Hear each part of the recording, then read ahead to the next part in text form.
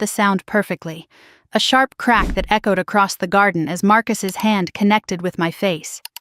250 guests gasped in unison. I stood there at the altar in my wedding dress, white veil now askew, tasting blood from my split lip. The Pacific Ocean whispered behind us, indifferent to the destruction unfolding on this clifftop terrace. But it was what Marcus said next that truly shattered everything. "I can't marry you, Elena. I've been living a lie. I'm in love with Vivian." He turned to the front row, dropped to one knee before my younger sister, pulled out a different ring, bigger and flashier than the one he'd given me. "Vivian, will you marry me instead?" My sister covered her face with trembling hands, tears streaming down her cheeks. "We tried to fight it, Marcus," she whispered, loud enough for everyone to hear. "We really did." I scanned the crowd for shock, for sympathy, for outrage.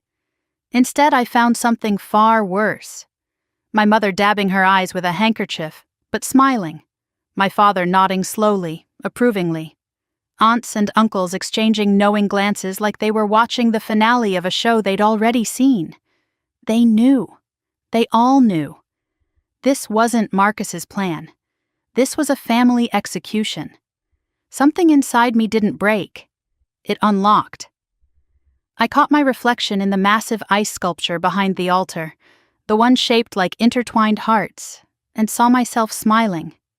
Not a broken smile, a dangerous one. They thought they'd orchestrated my destruction. They had no idea they'd just triggered mine. Everyone waited for me to collapse, to scream, to flee in humiliation like any normal bride would after being slapped and rejected in front of everyone she knew. The whispers started, building like waves before a storm. Someone in the back was already filming on their phone. But I stood perfectly still, hands steady, breathing even. 20 years of being this family's shock absorber had trained me well. I knew how to absorb pain without flinching, how to smile through devastation, how to make everyone else comfortable while I shattered quietly inside. Except this time, the stillness wasn't submission. It was calculation. My cheek throbbed where Marcus had struck me. Blood pooled at the corner of my lip, warm and metallic. I didn't wipe it away. Let them see what he'd done. Let the cameras capture it. Let the evidence mark itself on my skin. I became aware of specific details with almost supernatural clarity. The weight of my grandmother's pearl earrings, the ones she'd worn at her own wedding 60 years ago. The USB drive hidden inside my bouquet, pressing against my palm through the calla lily stems. The salt air from Monterey Bay mixing with the scent of $3,000 worth of roses I'd arranged myself because Marcus had been too busy to help with wedding planning. In the front row, I watched Marcus help Vivian to her feet, sliding that gaudy ring onto her finger. My mother rushed to embrace them both, crying happy tears. My father was checking his phone, probably confirming that whatever transaction they'd planned had gone through. And there, in the very back row, almost invisible among the chaos, stood Diane Chen, my grandmother's lawyer. The woman who'd handed me an envelope 6 weeks ago with instructions I'd followed to the letter. She gave me the slightest nod. Everything was in place.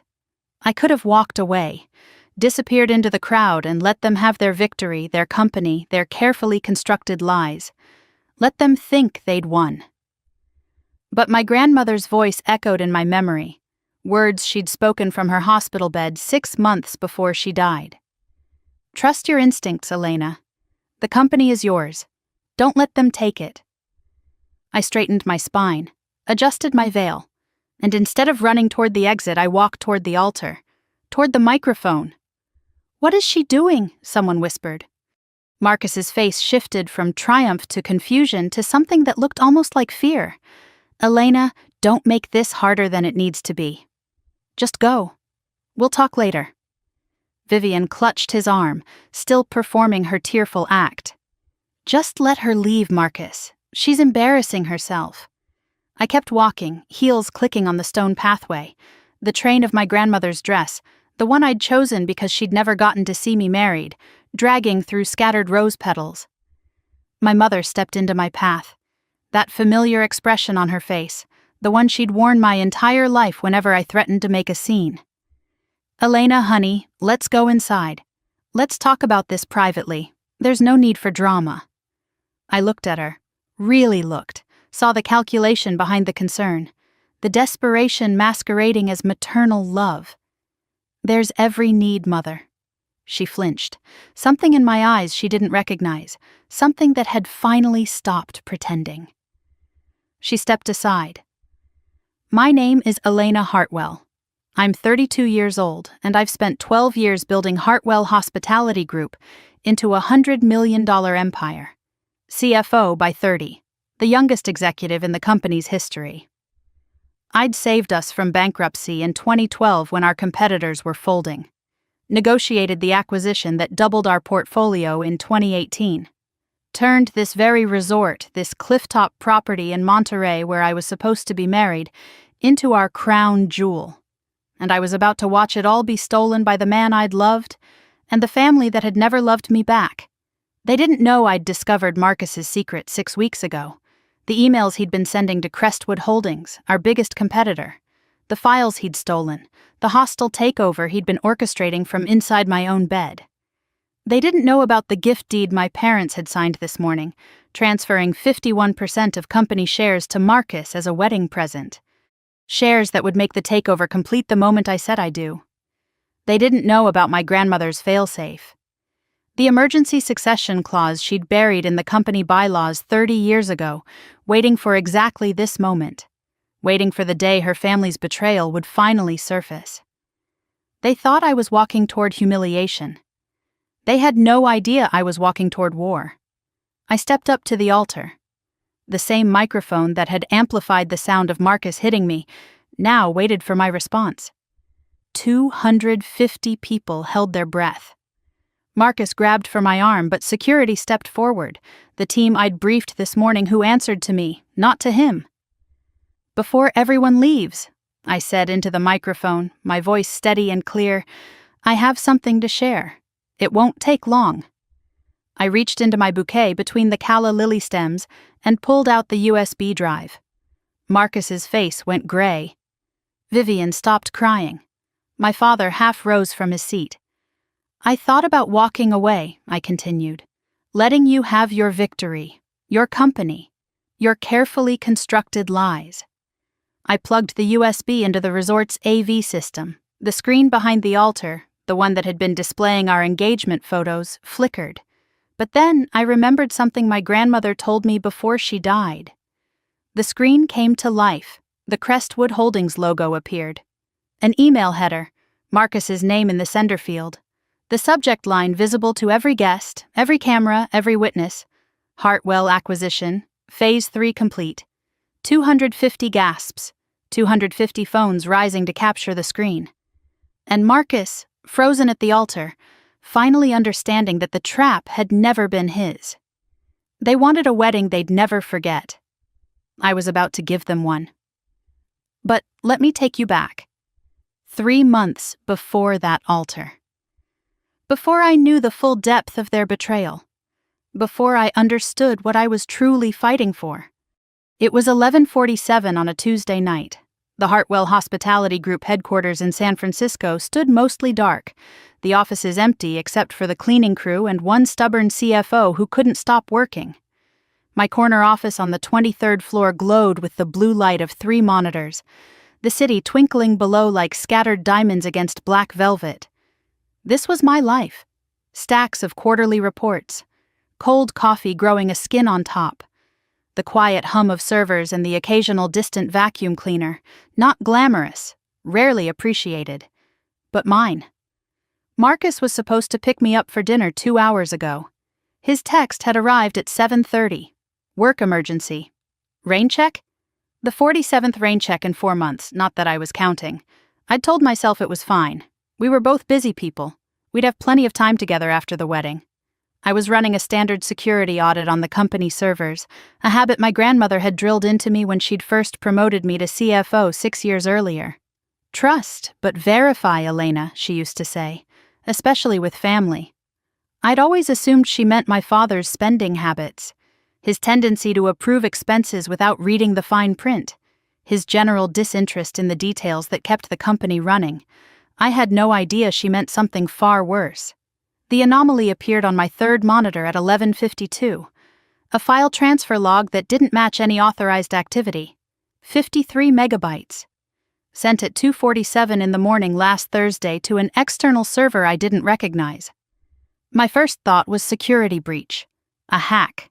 Something to escalate to IT in the morning and then forget about once they'd patched whatever vulnerability had been exploited.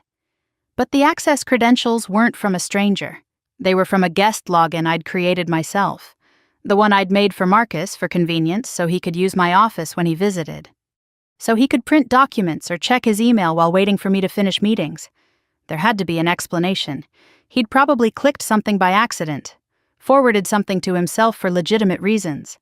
Maybe he'd been helping with something I'd forgotten about. I opened the transfer log, traced the files. The list made my stomach drop.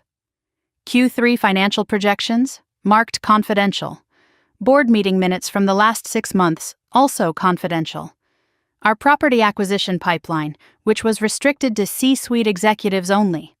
Our complete debt structure analysis, information that could destroy us in the wrong hands. And then I saw the attachment name that stopped my heart completely. Hartwell Acquisition Timeline. Phase 3. Acquisition? We weren't acquiring anyone. We weren't being acquired. What was Phase 3? What had been Phase 1 and Phase 2? I traced the external server through 3 layers of corporate obscurity. Shell companies registered in Delaware, the Caymans, and Luxembourg. The kind of structure designed to hide ownership, to make accountability impossible. But I'd seen this exact pattern before. In 2018, when I'd conducted a comprehensive competitor analysis, when I'd studied every major player in the hospitality industry to identify potential acquisition targets and threats. Crestwood Holdings, our biggest rival, the company that had tried to buy us out twice, in 2014 and 2017, the company whose CEO had stood in this very building and told my grandmother that he'd own her legacy one way or another. Marcus was sending our most sensitive data directly to our enemy. Every file. Every secret, every vulnerability. My hands started shaking. My stomach turned over, and I had to grip the edge of my desk to keep from being sick. The coffee I'd been nursing threatened to come back up. This couldn't be right. I was misreading something. There was an explanation. I checked the logs again. And again. The data didn't change. The timestamps didn't lie. The file names didn't rearrange themselves into something innocent. My thumb hovered over Marcus's contact photo on my phone. That smile I'd fallen in love with. Those eyes that looked at me like I mattered. I could call him right now, demand answers, give him a chance to explain. But my grandmother's voice stopped me. Never confront until you have the complete picture. Partial information is a weapon in their hands, not yours. She'd taught me that when I was 24, dealing with a vendor who'd been overcharging us for years. Wait, she'd said. Watch. Gather everything. Then strike once and strike completely. I put the phone down and went deeper. Marcus's guest login history revealed 6 months of systematic data extraction. Timed perfectly, always when I was traveling for business. Always when he had alone time in my office, waiting for me like a loving fiancé while actually downloading our company's secrets. He wasn't careless. He was methodical, professional, trained. And then I found something I hadn't been looking for. Cached browser data from an email account I didn't recognize. He'd forgotten to log out on my system. The inbox preview showed dozens of messages from someone identified only as V heart emojis, selfies, and one line that burned itself into my memory forever. Can't wait to be rid of her. Soon, baby. Phase 3 is almost complete. The timestamps went back 8 months. The photos left nothing to imagination. And the V, I realized with a sickening certainty, could only be one person. The only V in our social circle. The only one who'd been spending so much time with Marcus lately, supposedly bonding with her future brother-in-law. Vivian, my sister. I sat in my dark office for a long time, the screens casting blue shadows across my face. The question wasn't who to tell, it was who to trust. Not my parents. They'd been favoring Vivian since the day she was born. Not the board, half of whom owed their positions to my father's patronage. Not HR, not legal, not any of the systems designed to protect the company because Marcus had probably mapped all of them. One name surfaced. Diane Chen, my grandmother's personal attorney for 30 years. The woman who'd handled the estate after grandmother passed 6 months ago. The one person my grandmother had trusted absolutely. At her funeral, Diane had squeezed my hand and whispered 5 words. "When you need me, call." I dialed her personal number at 1:23 in the morning. She answered on the second ring, alert and unsurprised, as if she'd been waiting by the phone. "Diane," I said, my voice cracking for the first time all night. "I found something. About Marcus. About Crestwood. I need help." She was quiet for a long moment. Then she said words that changed everything. "I was wondering when you'd discover it." The next afternoon, I sat in Diane's private office on Montgomery Street. Not her main firm, but a separate space she kept for matters requiring absolute discretion. A locked box sat on her desk, and she opened it with a small brass key.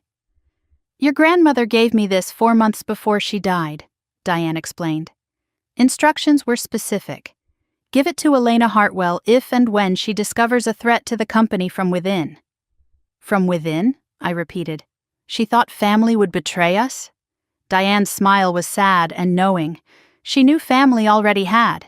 She just couldn't prove who or how. She slid an envelope across the desk. Heavy cream paper. My grandmother's handwriting, elegant and precise and heartbreakingly familiar. The words on the front read, "Open only in crisis."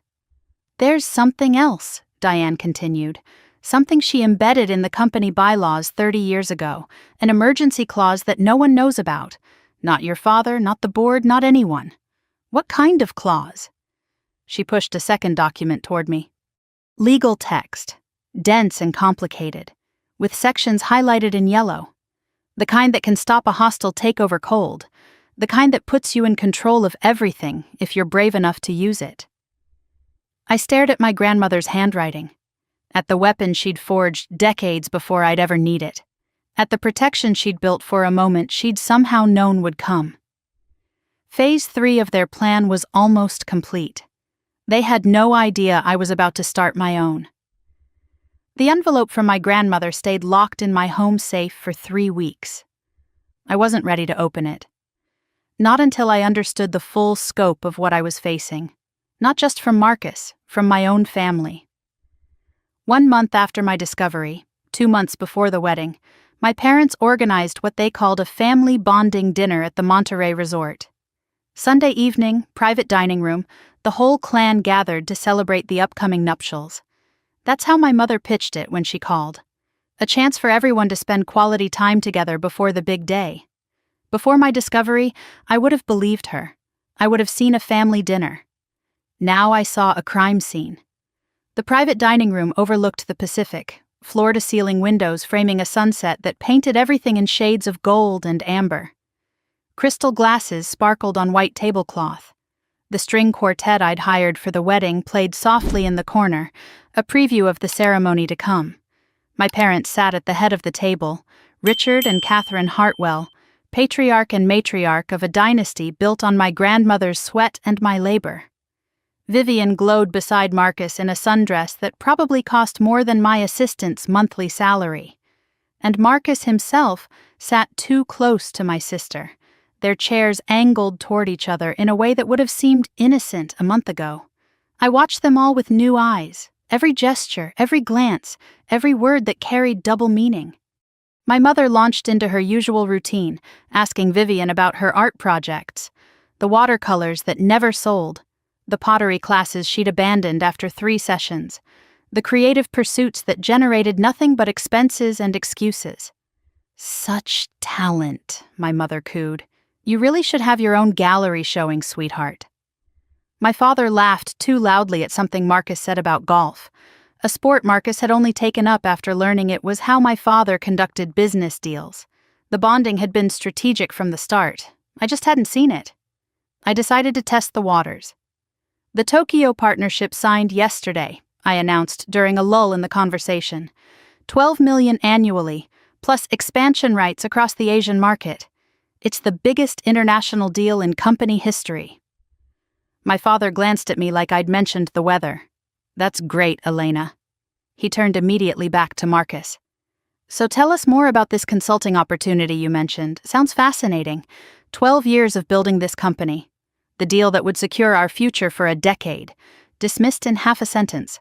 Watching my mother reach across the table to fix a strand of Vivian's hair, that automatic gesture of tenderness, triggered something I'd buried long ago. Memories I'd trained myself not to think about. I was 12 years old, standing backstage at my piano recital. 6 months of practice for this night. Chopin's Nocturne in E-flat major, a piece my teacher said most adults couldn't master. I'd played it perfectly, every note precise, every emotion conveyed. When I came out for my bow, I searched the audience for my parents' faces. Their seats were empty. I found them in the parking lot afterward, my father fanning a pale-faced Vivian who'd felt faint in the heat. "You understand, don't you, honey?" my mother had said, not quite meeting my eyes. "Your sister needed us." I was 16, holding my acceptance letter to Phillips Exeter Academy. Full scholarship, one of the most prestigious prep schools in the country. My hands trembled as I showed my mother. "That's nice, honey," she'd said, barely glancing at the letter. "Can you help Vivian with her college essays? She's really struggling." I was 22, watching my mother give a toast at my grandmother's 70th birthday party. The celebration I'd spent 3 months planning, every detail perfect. Vivian had shown up with a store-bought card and a gift still in the shopping bag, price tag attached. To Margaret, my mother had said, raising her glass, and to Vivian, who reminds us all to live in the moment and not worry so much about the details. That night, my grandmother had found me alone on the terrace, staring at the ocean. Her hand had covered mine, warm and steady. "I see you, Elena," she'd whispered. "I've always seen you. Don't let their blindness make you invisible." Now, sitting at this dinner table 2 decades later, I finally understood what she'd meant. I'd spent my whole life believing that if I worked harder, achieved more, proved myself beyond any doubt, they would finally see me. They would finally love me the way they loved Vivian. But they'd always seen me. They just didn't value what they saw. I was useful. I was reliable. I was the one who fixed problems and managed crises and kept the machinery running. But I wasn't special. I wasn't precious. I wasn't Vivian. This wasn't about earning love anymore. It was about accepting I'd never have it, not from them. Vivian leaned forward, touching my arm with sisterly affection. "Elena, you work so hard. Don't you ever want to just enjoy life?" She exchanged a glance with Marcus. "We were just saying you should take a vacation after the wedding. Marcus and I can handle things here while you're gone." The words hit differently now that I knew what they really meant. We can handle things, already positioning themselves to take over, already planning my obsolescence. I smiled the smile I'd perfected over decades. "That's sweet of you to think of me." My father mentioned the upcoming board meeting, some routine business about quarterly reviews. Vivian, without thinking, jumped in. "Oh, is that the one where you're announcing the gift transfer? Marcus told me about the—" She caught herself mid-sentence. Marcus's face went pale. My parents exchanged a look that lasted half a second too long. My mother recovered first. "Vivian, honey, that's not finalized yet. Let's not get ahead of ourselves." I kept my expression neutral. "Gift transfer?" My father waved dismissively. "Just some estate restructuring. Nothing you need to worry about, Elena. Your mother and I are handling it." Marcus leaned forward, his voice carefully casual. "Richard, Catherine, should we discuss this privately later?" I watched them all scramble to cover the slip. The gift deed. 51% of company shares, transferred to Marcus as a wedding present. I'd seen the draft in the files he'd sent to Crestwood. The document that would make him majority owner the moment we said our vows. My entire family was in on it. The conspiracy wasn't just Marcus and Vivian, it was everyone at this table. Of course, I said, reaching for my wine glass. I'm sure you know best. After dinner, I excused myself to check on a staffing issue at the resort. Standard Elena behavior. Always working, even at family events. No one questioned it, no one ever did. I walked through the property I'd helped design, the gardens I'd landscaped, the lighting I'd specified. Every detail bore my fingerprints. And they were planning to hand it all to strangers who would gut it for profit and rename it Crestwood Monterey. I didn't plan to go to the VIP wing, but something pulled me there. Some instinct I'd learned to trust. Suite 7. The presidential suite. Marcus always insisted on staying there when he visited, claiming he needed space to work. I heard laughter through the door. Voices I recognized. The staff master key had been in my pocket for 12 years. I didn't use it. I didn't need to.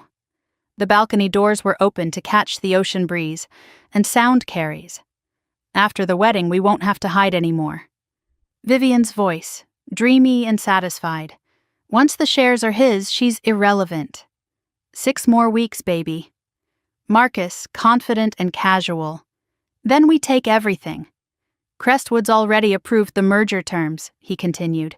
By September, Hartwell Hospitality won't even exist as a brand, and Elena won't see any of it coming. I stood in the hallway, listening to my fiancé and my sister plan my destruction. And something strange happened. The devastation I expected didn't come. Instead, I felt a cold clarity spreading through my chest. Ice where fire should have been. They needed the wedding. The gift deed activated upon marriage. They couldn't steal the company without me saying I do. Which meant I had all the power. They just didn't know it yet.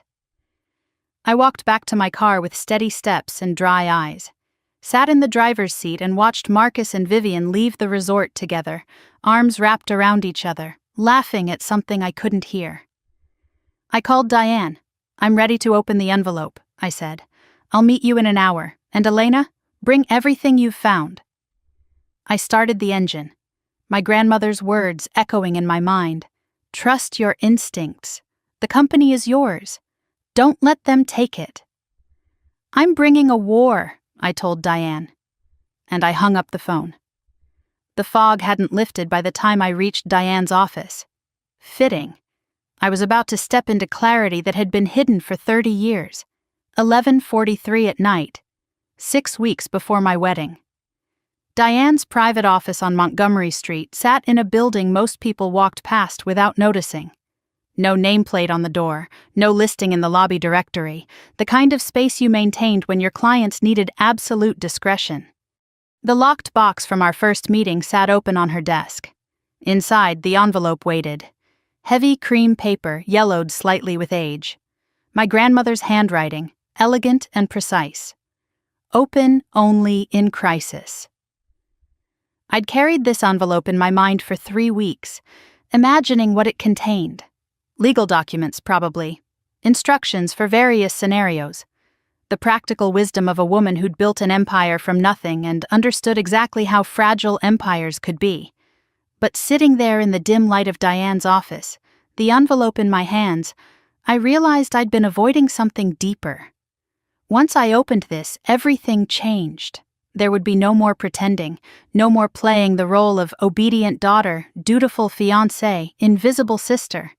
This envelope was a line in the sand. Take your time, Diane said softly. Your grandmother wanted you to be ready. I slid my thumb under the flap. The old glue gave way easily, as if the envelope had been waiting for this exact moment.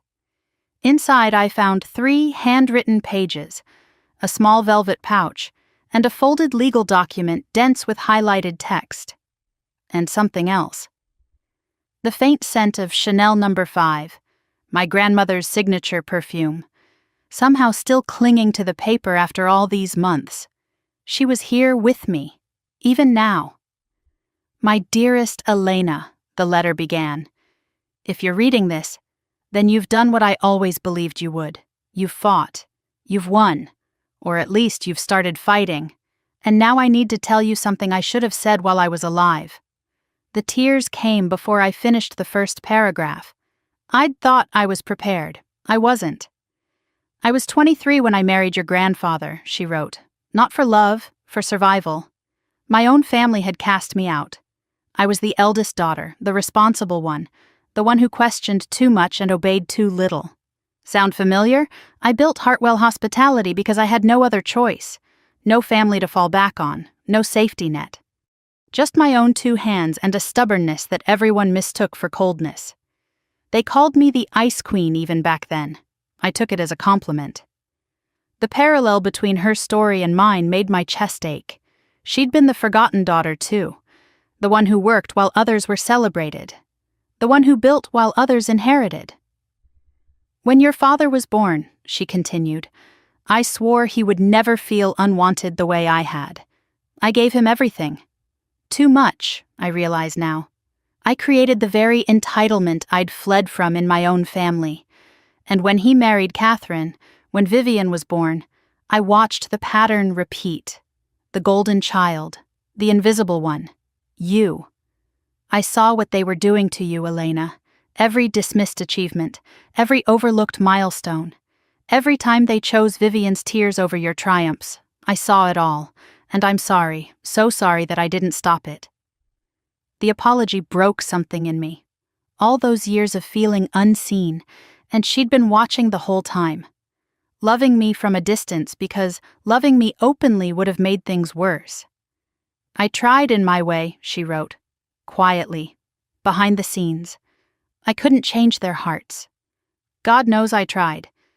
But I could change the rules, every position you earned at the company, every promotion, every responsibility. I made sure the path was there. You still had to walk it. But I cleared the obstacles I could. I set the letter down, needing to breathe. The promotions I'd thought I'd earned purely on merit. The opportunities that had seemed like luck or good timing. She'd been advocating for me all along, not handing me success, but making sure the doors weren't locked against me. A memory surfaced with sudden force. 6 months ago, Stanford Hospital, the last time I saw her alive. She'd been lying in the private room, machines beeping their quiet countdown. Her hand in mine felt like paper stretched over stubborn bones. But her eyes were still sharp, even through the morphine haze. "Come closer, Elena." Her voice had been barely a whisper. "There are things I need to tell you." I'd leaned in, expecting final words of love or wisdom. Instead, she'd said something that confused me completely at the time. "Marcus, there's something wrong with him. I can feel it." I'd smiled and kissed her forehead. "Grandmother, you're being protective. He loves me. We're happy." Her grip had tightened with surprising strength. I had him investigated. The report came back incomplete. Too many gaps, too many questions. "Promise me you'll be careful." But I'd been in love. Certain of Marcus in a way I'd never been certain of anything. I'd dismissed her concerns as the paranoia of a dying woman, too protective of her favorite grandchild. "Trust your instincts, Elena. The company is yours. Don't let them take it." Those were the last coherent words she'd spoken to me. 3 days later, she was gone. And I'd spent those 3 days planning my wedding instead of sitting by her bedside, because Marcus had convinced me she'd want me to focus on the future. Now, reading her letter, I understood. She'd tried to warn me, and I'd chosen Marcus over her final days. The guilt was crushing, but beneath it something else grew. Resolution. I would honor what she'd tried to protect. I would be worthy of the faith she'd placed in me. Diane watched me set the letter down. "There's more," she said gently. "The legal document." She walked me through it page by page. Section 7, subsection C of the company bylaws. The Emergency Succession Clause, established in 1994. "Your grandmother embedded this during the incorporation restructuring," Diane explained. "No one noticed. It was buried in pages of standard corporate language. Your father certainly never read it. He never reads anything." The clause was elegant in its simplicity. In the event of proven fraud, hostile takeover attempt, or breach of fiduciary duty by family members, the sitting chief financial officer could freeze all pending transactions and assume temporary control of the company pending board review. She made sure you became CFO, Diane continued. She made sure you were the one holding this power, not your father, not the board. You. There's more, Diane said, her voice careful. Something I discovered while investigating Marcus's background. She slid a photograph across the desk. A man in his 70s, silver-haired, distinguished. The CEO of Crestwood Holdings. His name is Victor Ashford, and 40 years ago, he was engaged to your mother. I stared at the photograph. My mother's college sweetheart was now orchestrating the destruction of my family's company. The man she'd left to marry my father was using my fiancé to steal everything my grandmother had built. I don't know if your mother is involved willingly, Diane said, or if she's being manipulated. But Elena, this goes back further than Marcus. This might go back 40 years. It didn't matter, not yet. First, I had to stop the takeover. Then I could untangle the history. What do you want to do? Diane asked. The answer came to me fully formed, surprising in its clarity. I want to give them exactly what they're expecting. Diane frowned. You want to go through with the wedding? I want them to think they've won. I want them so confident, so arrogant, so certain of their victory that they expose themselves completely. The gift deed activates at the wedding. Marcus needs to marry me for the shares to transfer. Understanding dawned in her eyes. And if they stop the wedding themselves, then the gift deed is void. And if they stop it while I'm recording everything, with evidence of the Crestwood conspiracy on display, the emergency succession clause activates. They destroy themselves. I just have to give them the stage. Diane studied me for a long moment. This is dangerous. If they discover you know, they won't. I stood, gathering the envelope, the letter, the velvet pouch I hadn't yet opened. They've never seen me as a threat. That's their biggest mistake. 6 weeks. 6 weeks to prepare what would look like a wedding, but would function as an execution. My grandmother had given me a weapon. Now I was going to learn exactly how to use it. 6 weeks of preparation. 42 days of smiling at people who wanted me destroyed. And now, the morning of my wedding. 6:17 in the morning. The bridal suite at Hartwell Resort. My resort. My creation. First light bled through the silk curtains, casting the room in shades of pearl and rose. The Pacific crashed against the cliffs below, the same rhythm it had kept for millennia, indifferent to the human drama about to unfold on its shores. I'd been awake for an hour already, sitting in the armchair by the window, watching the darkness slowly surrender to dawn. The bed behind me lay half empty, Marcus's side untouched. He'd stayed at a hotel last night, he'd said, to keep tradition. I knew he'd stayed with Vivian. One last night together before they'd be free to stop hiding. They thought I didn't know. I was counting on it. My bridesmaids had offered to stay overnight, to keep me company, to pour champagne and giggle about wedding night nerves the way bridesmaids were supposed to. I'd declined. My mother had suggested a girls' morning, manicures and mimosas before the ceremony. I'd said I needed the time alone to center myself. The truth was simpler. This wasn't wedding preparation. This was battle preparation. And soldiers don't bring spectators to war. I rose from the chair and began my ritual. Earl Grey with honey, brewed in the small kitchenette, the same tea my grandmother had drunk every morning of her life. I carried the cup to the window and looked down at the garden where the ceremony would take place in less than 5 hours. Staff members moved like ants across the lawn, arranging 250 white chairs in perfect rows. The flower team was setting up the arrangements I'd designed, cascades of calla lilies and white roses against a backdrop of Pacific blue. The string quartet was doing a sound check under the arbor where I would stand next to Marcus and pretend I wanted to marry him. $87,000. That's what this wedding had cost, paid entirely from my personal account because Marcus was between consulting contracts, Every vendor, every detail, every napkin fold had been my decision because he'd been too busy with work to help plan our future. Now I understood what work he'd actually been doing. I set down the teacup and moved to the closet where my dress hung in its protective bag. Vera Wang, $15,000. My grandmother had offered to pay for it before she died, one of her last gifts to me. The silk whispered as I unzipped the bag and ran my fingers over the intricate beadwork. They expected this dress to be my shroud. Instead, it would be my armor. I checked my weapons one by one. The bouquet first, stored in the mini refrigerator to keep the flowers fresh. I'd chosen calla lilies and white roses, elegant and classic, and nestled inside the stem wrap, invisible unless you knew where to look, the USB drive containing 6 weeks of evidence. Every email Marcus had sent to Crestwood, every file he'd stolen, every message between him and Vivian planning my destruction. Next, the jewelry. My grandmother's pearl earrings lay in their velvet case on the vanity, beautiful, sentimental. And in the right earring, a micro-recorder so small it was invisible to the naked eye. Diane's suggestion, just in case they say something useful before the ceremony. My phone was fully charged, backup cloud enabled, recording app tested 3 times. A second USB drive was taped inside my clutch, insurance in case something happened to the first. Copies of everything sat in Diane's safe across the city. Nothing left to chance. No variable unaccounted for.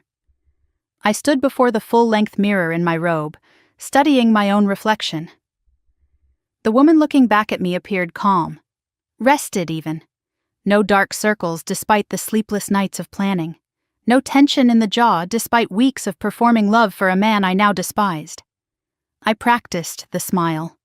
Not the fake one I'd worn for Marcus and my family. The other one. The dangerous one.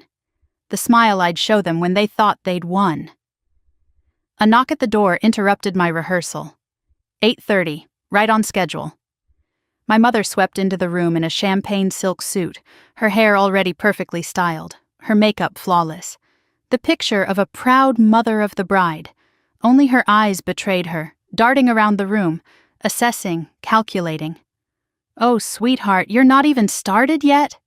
She rushed toward me with performed concern. "Let me help you get ready." "Thanks, Mom." I kept my voice warm, my expression grateful. I was just enjoying the quiet. She began fussing with things that didn't need fussing. Adjusting the flowers on the vanity, straightening picture frames, checking her phone every few minutes with studied casualness. "You seem so calm, Elena." She turned to face me, something almost like suspicion in her eyes. "Aren't you nervous at all?" I held her gaze. Should I be? The flinch was barely perceptible, but I caught it. The slight widening of her eyes, the quick recovery. No, of course not. It's just most brides are bundles of nerves. You're so composed." I smiled my practiced smile. "I learned from the best, Mom. Nothing rattles a Hartwell woman." 9:15. Another knock, though this one didn't wait for permission to enter. Vivian burst through the door in her maid of honor dress, emerald green, a color she'd chosen herself over my mild objections. She was glowing with an energy that had nothing to do with wedding excitement. "There's my beautiful big sister." She threw her arms around me in an embrace that felt like a python testing its prey. "Are you ready for the best day of your life?" The irony was almost too perfect. She meant those words sincerely, just not in the way she was pretending. "I've never been more ready," I said, returning the hug. And I caught it, the slight stiffening of her body. The guilt she couldn't quite suppress when she touched the sister she was about to betray. Over her shoulder, I watched my mother's reflection in the mirror. She and Vivian exchanged a glance, quick and loaded with meaning, confirmation, reassurance. Everything is on track. Yes, I thought, it certainly is. They left after 20 minutes of chatter, ostensibly to check on the caterer. Really to coordinate with Marcus, to run through whatever final preparations their conspiracy required. The moment the door closed behind them, I felt my shoulders drop. The performance was exhausting. Every smile cost something. My phone buzzed, Diane's name on the screen, everything in place, legal team on standby. Board members I trust have been quietly briefed. The moment you activate the clause, we move. I typed back a single word. Ready. Her response came immediately. Elena, remember, no matter what happens today, you've already won. The evidence is secured. Even if something goes wrong at the ceremony, we have enough to stop them. I read the message twice. A safety net, a backup plan, the luxury of knowing I couldn't truly lose no matter how the next few hours played out. But something could still go wrong. Marcus might not go through with the public humiliation, though his arrogance and Crestwood's pressure made that unlikely. They might discover the recording devices, though the pearls looked completely normal. They might have planned something worse than I'd anticipated. The one variable I couldn't control was myself. When Marcus hit me, and I knew he would because the emails had discussed making it dramatic, would I maintain composure? Would I remember the plan? Would I smile through the blood and the shock and the humiliation of being struck in front of everyone I knew? I picked up my grandmother's earrings, held them in my palm, warm from the velvet case, smooth against my skin. I'm doing this for you, I whispered to the empty room. For everything you built. For every time you saw me when no one else did, I hope I made you proud. The next 2 hours passed in a blur of preparation, the dress sliding over my shoulders, the zipper closing like a declaration of war, the veil pinned into place, the same veil that would be knocked askew before the hour was out. I applied my own makeup, waterproof everything, not for happy tears. The earrings went on last. A tiny click as the recorder activated. I looked at myself in the mirror one final time. Not a bride. A warrior in silk and pearls. A woman about to burn her old life to the ground and build something better from the ashes. This is the last time I pretend, I told my reflection. After today, they see the real me, whether they like it or not. A knock at the door. My father's voice, muffled through the wood. Elena? It's time. Everyone's waiting.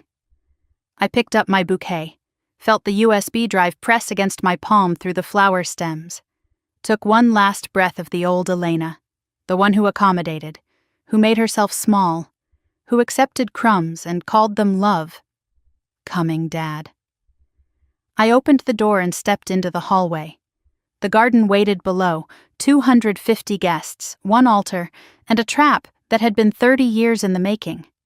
They were waiting to destroy me. They had no idea I was walking toward my own resurrection.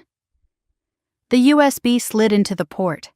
The resort's AV system hummed to life, the same system I'd designed 3 years ago when we renovated this property.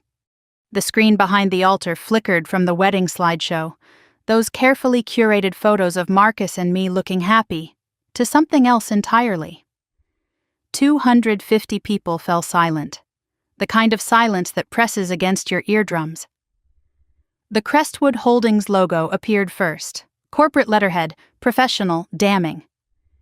Then the email header materialized, crisp and clear on the 12-foot screen, from Marcus Thorne to Victor Ashford, CEO Crestwood Holdings. Subject line, Hartwell Acquisition Phase 3 Status Update. I watched the realization spread through the crowd like a wave. Confused murmurs became gasps. Gasps became stunned silence. Every phone in the garden rose simultaneously, recording the evidence, capturing the moment, documenting the destruction of the man who'd just slapped me at our wedding. Someone in the back shouted, "What is this? What's happening?" I didn't answer. I let the emails speak for themselves. The screen scrolled to the next message. Board meeting confirmed the expansion. Hartwell is overextended. Perfect timing for hostile acquisition. Then another. Elena suspects nothing. She's too focused on wedding planning. By the time she realizes what's happened, the merger will be complete. And another. Once the shares transfer through the gift deed, we move to Phase 4. Complete dissolution of the Hartwell brand. Crestwood Monterey has a nice ring to it, don't you think? Marcus lunged toward the screen. Elena, stop this. You don't know what you're doing. Just let me explain. Security stepped forward. the same team I'd briefed at 6 this morning. They answered to me, not to him, not anymore. I spoke into the microphone, my voice steady despite the blood still drying on my lip. Everyone deserves to see what they came here to witness. A union. Just not the one they expected. Corporate espionage wasn't enough for them, I continued. Let me show you what else my fiancé has been doing with his time. The screen changed. Screenshots now. Text messages from the secret email account Marcus had forgotten to log out of on my computer. The conversation with V that had shattered whatever remained of my denial. Can't wait to be rid of her. Soon, baby. Phase 3 is almost complete. She's so pathetic, still planning the wedding colors while we're planning her destruction. After we have the company, we'll finally be free. No more pretending. Vivian's face had gone white. She clutched Marcus's arm, her maid of honor dress suddenly looking like a costume from a very bad play. Marcus, do something, make her stop. But Marcus couldn't do anything. No one could. The evidence was playing for 250 witnesses, and an unknown number of phone cameras that would upload to social media within minutes. I pressed another button on the remote. But perhaps you don't believe screenshots. Perhaps you think I fabricated these messages. Audio filled the garden, crystal clear, unmistakable. 6 more weeks of pretending she's my sister instead of my obstacle. Vivian's voice, recorded 2 weeks ago when she'd thought I was in San Francisco. Then Marcus. Crestwood's already drawing up the merger documents. By September, Hartwell Hospitality won't exist as a brand, and Elena won't even see it coming. Vivian's laugh, bright and cruel, and when she does, it'll be too late. Poor Elena. She actually thinks people love her. The recording ended. The silence that followed was absolute. In the front row, Marcus's parents sat frozen. His mother had her hand pressed over her mouth. His father, David Thorne, had risen to his feet, his expression unreadable. They hadn't known. I could see that clearly now. They'd believed their son had found love. My own parents hadn't moved. My father's face had turned a peculiar shade of gray. My mother's eyes darted between me and Vivian and the screen, calculating, trying to find an angle, a way to spin this, an escape route that didn't exist. Marcus broke free from the security team's loose hold and strode toward me. His charming mask had shattered completely. In its place, something ugly and desperate. Elena, listen to me. This isn't what it looks like. I can explain everything.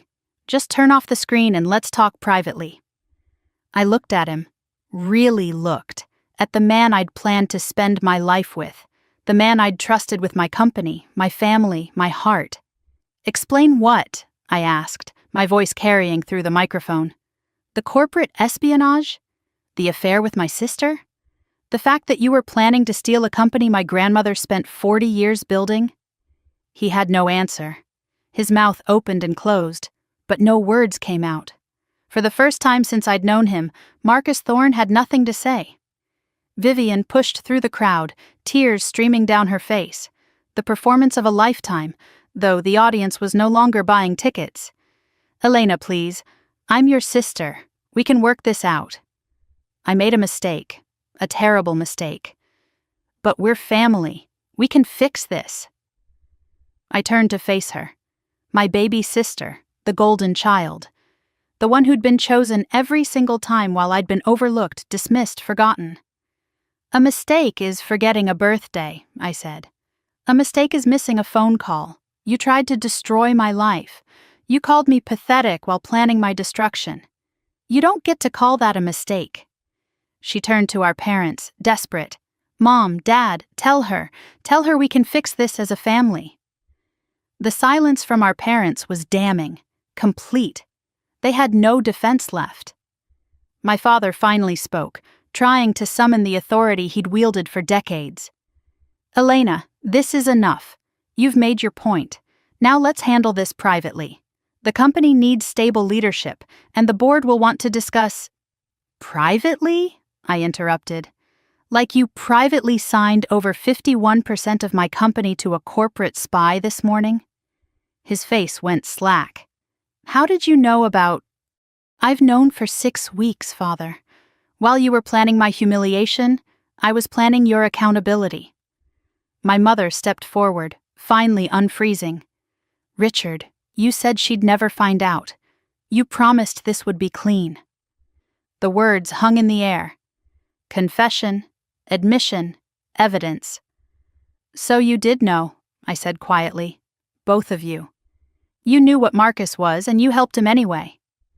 Movement at the back of the garden caught my eye. Diane Chen walking up the aisle, briefcase in hand, 2 associates flanking her, right on time.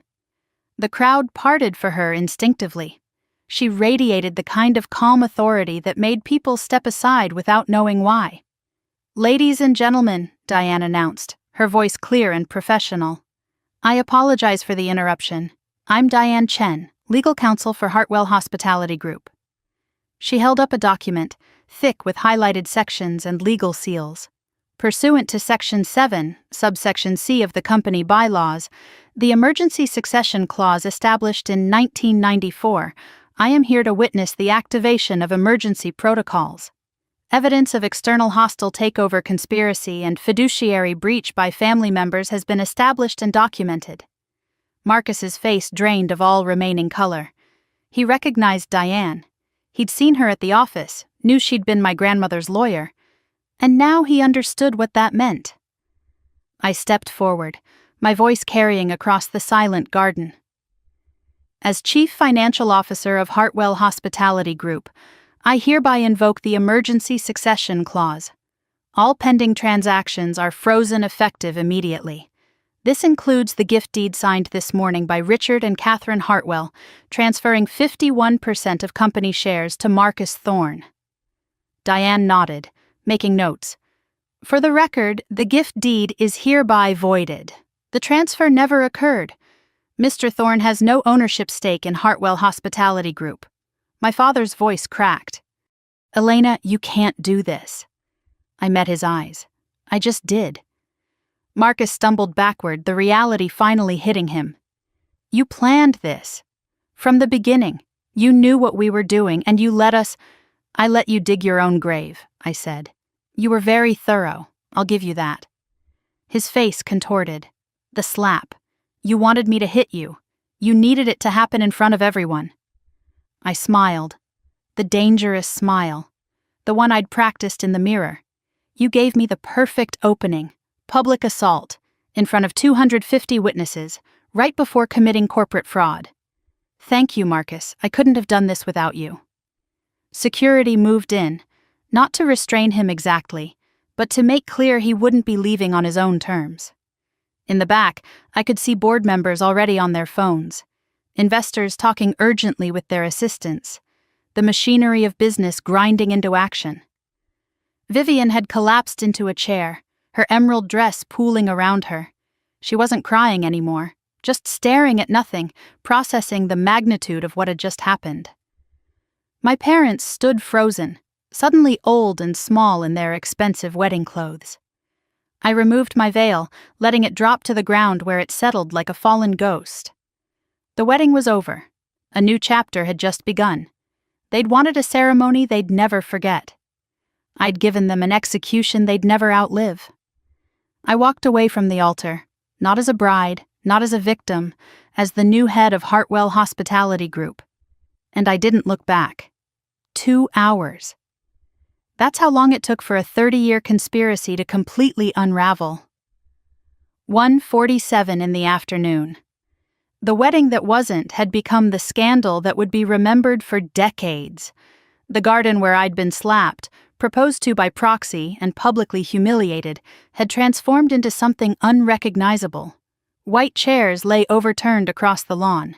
Champagne glasses sat abandoned on tables, bubbles long gone flat. The altar where my life had shattered stood empty, surrounded by security personnel and a growing crowd of lawyers. The resort had shifted into crisis mode. Phones rang constantly at the front desk. Staff rushed between floors carrying documents, fielding calls, trying to manage the unmanageable. Guests who'd come for a wedding were checking out early, not wanting their names associated with what the media was already calling the Hartwell wedding scandal. News vans had appeared in the parking lot within 40 minutes of the ceremony's spectacular end. Photographers clustered at the gates, telephoto lenses pointed at anyone entering or leaving. Someone had leaked the video, or maybe everyone had leaked it. By now, the footage of Marcus slapping me, proposing to Vivian, and then being exposed as a corporate spy had probably circled the globe twice. I moved through the chaos like a general surveying a battlefield, issuing orders, delegating tasks, managing the crisis I'd deliberately created. On the outside, I was controlled, efficient, commanding. On the inside, something unnamed waited to break free. But not yet, not until the work was done. The staff looked at me differently now, not as the CEO's daughter, not as the reliable one who handled problems quietly, as the woman who'd just seized control of everything. I didn't plan to see Marcus again, but something pulled me toward the security office where they were holding him. Closure, perhaps, or just the satisfaction of watching him understand what had happened. The security office was a small room near the service entrance, designed for dealing with drunk guests or minor disturbances. Marcus sat in a plastic chair, 2 guards at the door, his tuxedo rumpled and stained with what looked like champagne someone had thrown at him during the chaos. His golden boy facade had completely shattered. He looked up when I entered. His eyes were red, his hands shook. The confidence that had charmed me for 2 years, that had convinced me I was loved, that had made me blind to what should have been obvious, was gone. "You planned this all along." His voice came out raw and broken. "The wedding, the guests, the screen, all of it. You used me." I stood just inside the doorway, keeping distance between us. "No, you planned this. The espionage, the affair, the takeover. I just made sure you failed. How long? How long have you known? Long enough to watch you dig your own grave. You were very thorough, Marcus. I'll give you that." His phone sat on the table, confiscated but visible. Notifications kept flashing across the screen. I could read some of them from where I stood. Crestwood Holdings' legal department. Messages marked urgent. They're denying everything. His voice cracked. The disbelief was almost childlike. "They're saying all my communications were unauthorized, that they have no knowledge of any acquisition plans. They're throwing me under the bus?" I finished for him. "Of course they are. You were always disposable to them, Marcus, just like I was supposed to be disposable to you." He slumped further into the chair.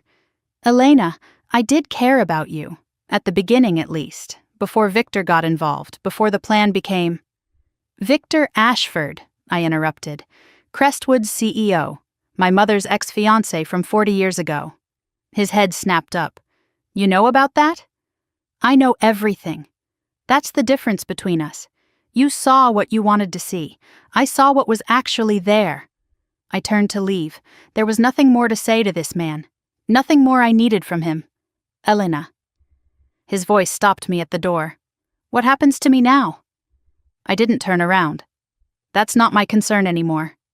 The door closed behind me with a soft click, the last time I would ever speak to Marcus Thorne. My parents had retreated to one of the resort's private suites, hiding from the guests, the media, the consequences. I didn't knock when I arrived. I was done asking permission in my own family. The scene inside was pathetic in its smallness.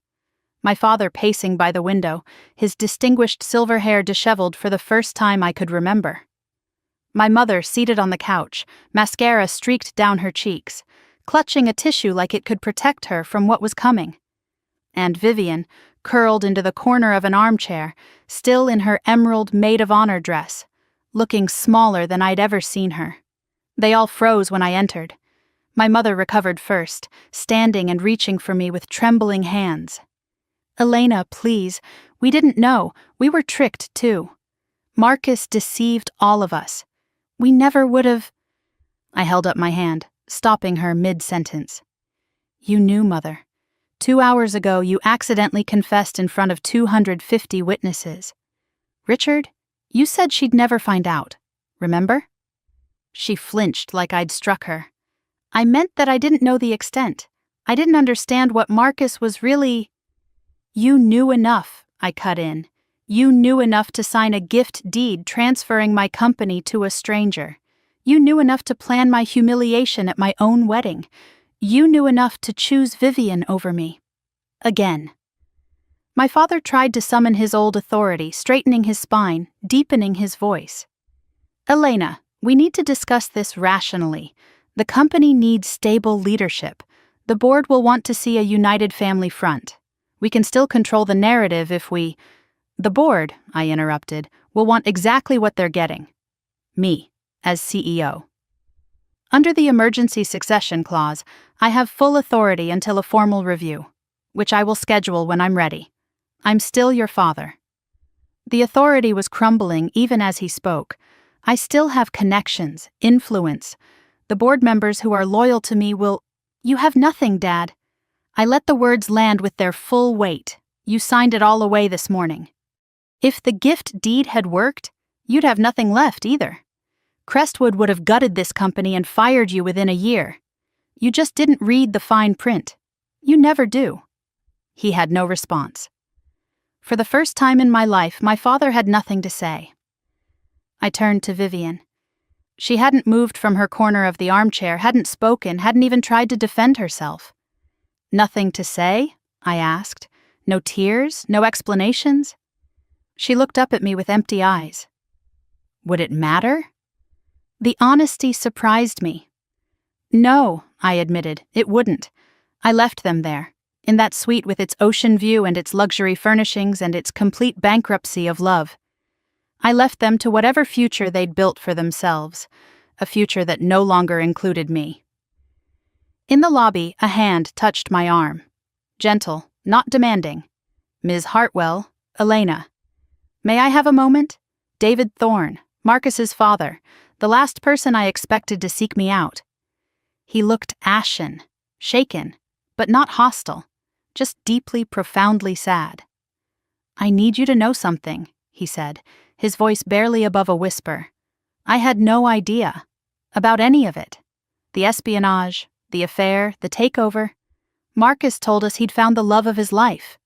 We believed him. And you expect me to believe that? I don't expect anything. He shook his head slowly. I just needed to say it. What my son did is unforgivable. I'm ashamed to share his name. I studied his face, looking for the lie, the angle, the manipulation. I found only grief. I spent 35 years in corporate law before I retired, he continued.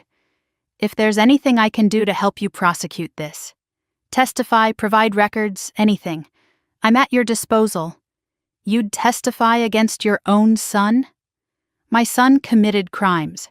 He tried to destroy an innocent woman. Paternal love doesn't extend to protecting that. I didn't know what to say. A father willing to hold his child accountable, something I'd never experienced with my own. I don't know what I'll need yet, I finally managed. But I appreciate the offer. He nodded and started to turn away, then stopped. Your grandmother, Margaret. I met her once, at a charity event years ago. She spoke about you with such pride. He paused, his voice thickening. She'd be proud of what you did today. The words cracked something in me. My eyes stung, my throat tightened. He walked away, leaving me with an unexpected gift. A reminder that not all parents failed their children. I needed to be alone. My grandmother's office at the resort had remained unchanged since her death. I'd refused to let anyone redecorate, refused to let anyone touch her things. Now I understood why. I'd been saving it for this moment. The door closed behind me. The lock clicked. I was finally alone. Her desk, her chair, the photo of her at the groundbreaking ceremony in 1962, young and fierce and full of dreams. The faint scent of Chanel No. 5 somehow still lingering after all these months. I sank into her chair. The leather creaked the way it always had. And then the tears came. Not for Marcus, not for Vivian, not for the parents who'd never loved me the way I needed. These tears were for her, for my grandmother, for the woman who'd seen me when no one else did, for the protector who'd planned this moment from beyond the grave. I did it, I whispered to the empty room. "I protected what you built. I hope I made you proud." A knock at the door interrupted my grief. Diane's voice muffled through the wood. "Elena, I'm sorry to disturb you, but you need to hear this." I wiped my tears quickly, straightened my spine, opened the door. Diane's expression was serious but energized. "I just got a call from a contact at the Department of Justice. The FBI wants to talk to Marcus. About Hartwell? About a pattern." She stepped inside, lowering her voice. "It turns out Crestwood has been doing this to other companies too. Corporate espionage, planted executives, hostile takeovers. At least 4 other victims in the past decade. The implications washed over me. You didn't just expose Marcus, Elena." Diane's eyes gleamed with something like admiration. "You exposed an entire criminal enterprise. The FBI wants to know everything you know." I stood in my grandmother's office, tears still drying on my cheeks, as the scope of what I'd uncovered continued to expand. I'd wanted revenge. I'd gotten justice. And apparently I'd just started something much bigger than myself. 2 weeks. In 2 weeks, the man who'd planned to steal my company was explaining himself to federal investigators. 14 days after the wedding, that wasn't. The news cycle had moved on to other scandals, other outrages, other entertainment. But the legal machinery was just getting started, grinding forward with the slow inevitability of justice. I watched the footage from my office at Hartwell Hospitality headquarters. Marcus Thorne in handcuffs. The perp walk from the FBI field office to a waiting vehicle. His face gaunt, his expensive suit replaced by the rumpled clothes of a man who'd been answering questions for hours. The charming smile that had fooled me for 2 years was nowhere to be seen.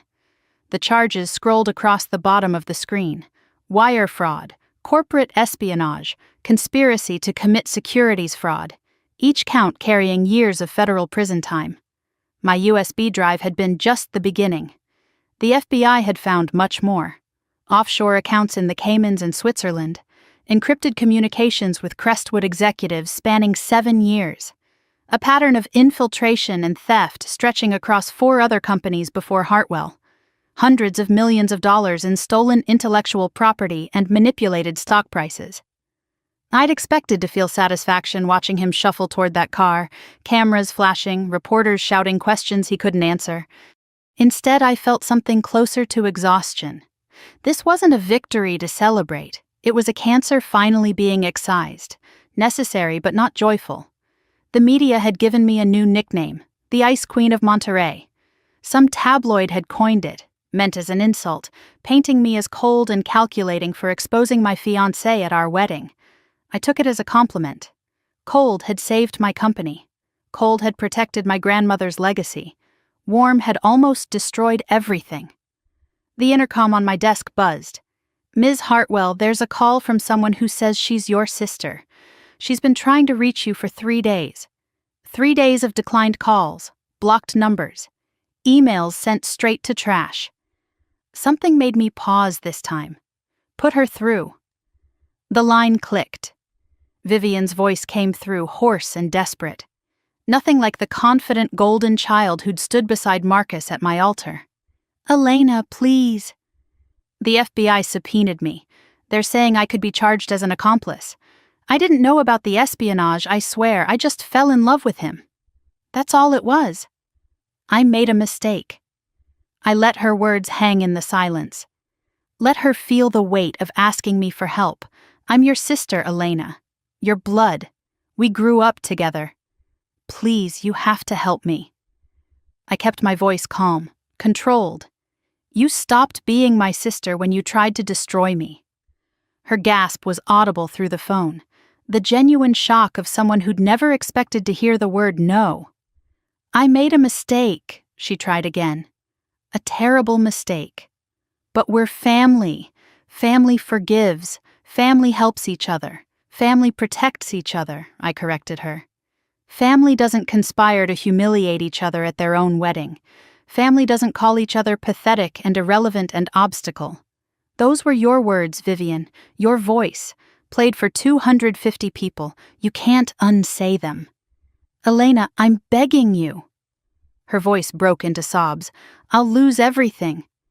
My reputation, my freedom, my whole life is falling apart. You should have thought about that before you tried to take mine."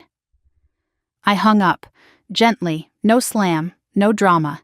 Just the quiet click of a door closing permanently. My hands were steady, my heart was calm. The guilt I'd expected to feel never came. 3 days later, I stood at the head of the boardroom table on the 24th floor. Floor-to-ceiling windows framed the San Francisco skyline, the city gleaming in afternoon light. 12 board members sat in leather chairs around the polished table. Diane Chen occupied the legal counsel position. 2 chairs sat empty. My father's and mother's. The motion was read aloud. All in favor of confirming Elena Hartwell as permanent chief executive officer of Hartwell Hospitality Group, replacing interim emergency authority with full executive powers. 12 hands rose. 12-0, unanimous. The weight of it settled over me. Not just a job title, a legacy. My grandmother's company, officially in my hands. "Thank you for your confidence," I said. "I won't let you down. I won't let her down." Everyone in the room understood who I meant. Diane stood to address the second motion. "There's additional business. The matter of board composition following recent events." She read from the prepared document. "All in favor of removing Richard and Catherine Hartwell from the board of directors, effective immediately, citing conflict of interest and breach of fiduciary duty." 12 hands rose again. 12-0. I'd expected to feel something. Guilt, perhaps, for stripping my parents of their positions. Grief for the family I was officially dismantling. Instead, I felt only relief. A tumor removed. A wound finally able to heal. Board members approached me afterward. Handshakes, congratulations. Several admitted they'd suspected my parents' mismanagement for years, but lacked the evidence or authority to act. One board member, a woman my grandmother's age who'd served since the 1990s, pulled me aside. "Your grandmother lobbied for years to limit your father's influence," she confided. "We thought she was being paranoid. Turns out she was being prescient. I wasn't the only one grandmother had been protecting. She'd been fighting battles I'd never seen." The letter arrived 3 days later, no return address, but the postmark was from a federal detention facility. Marcus's handwriting on the envelope, the same handwriting I'd seen on birthday cards and love notes and a prenup he'd never actually read. I sat in my living room, the letter in my hands. Part of me wanted to throw it away unopened. Another part needed to know what he could possibly say. I slit the envelope. "Dear Elena," it began, "I know you have every reason to hate me, but I need you to understand something. I did love you, in my own way. At the beginning, at least, before Victor pulled me into this. Before the plan became bigger than both of us." I skimmed the pages. Excuses, justifications. Blaming Victor Ashford for corrupting him. Blaming Crestwood's pressure for forcing his hand. Blaming everyone and everything except himself. The manipulation came near the end. If you could find it in your heart to speak on my behalf at sentencing, your word could make a difference. You could tell them I wasn't the mastermind. You could explain that I was just a pawn in something much larger. I walked to the fireplace, struck a match.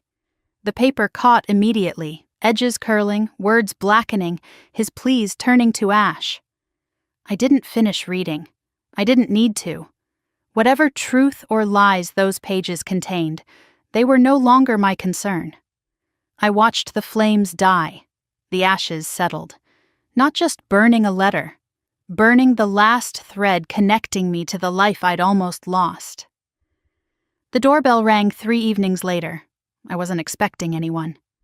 My father stood on the doorstep. Richard Hartwell, former patriarch of the family dynasty, looked smaller than I'd ever seen him. His suit was rumpled, his silver hair uncombed.